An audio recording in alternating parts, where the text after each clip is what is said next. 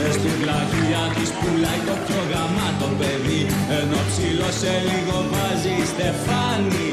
Κι έτσι όπως ήρθε στην παρέα μας θα ξεκουμπιστεί, ο Σωτηράκης με τη Ρίτα διστάζει, ο Παντελάκης με τη Λίλη είναι εντάξει μαζί, και εμένα όποια κομμενάκια μου κάτσει, πρώτα τη διώχνω και μετά ρωτά που πήγε, μα γιατί.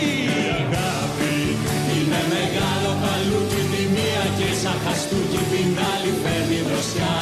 Η αγάπη πρώτα σε κάνει μπουρδέλο, μετά λες φτάνει δεν θέλω και πίτα θέλεις ξανά. Η αγάπη δεν ξέρεις τι κάνεις. Εσύ ξέρεις.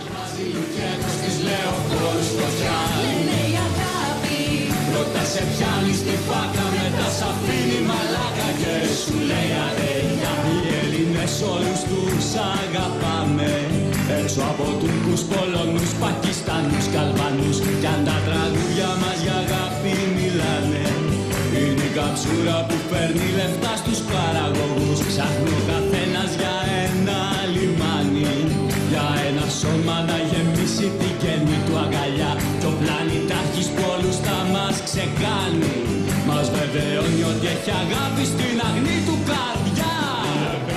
Καλή καλή, τι καλή φίλε, γαμάτι είναι. Ο τραγουδιστής είναι όλα τα λεφτά. Ταλεντάρα. Εγώ τον έβγαλα. Ναι, μπράβο. Χρόνια του το λέω τώρα. Ξέρεις, αυτός δεν έχει τέτοιο αυτοπεποίθηση. Τώρα τον ψήνω να κάνει δίσκο, να κάνει CD. Η αγάπη είναι μεγάλο πακέτο, στα σπίτια βάζει λουκέτο, στις λέω χώρους φωτιά. Πρώτα σε πιάνει στη φάκα, μετά σ' αφήνει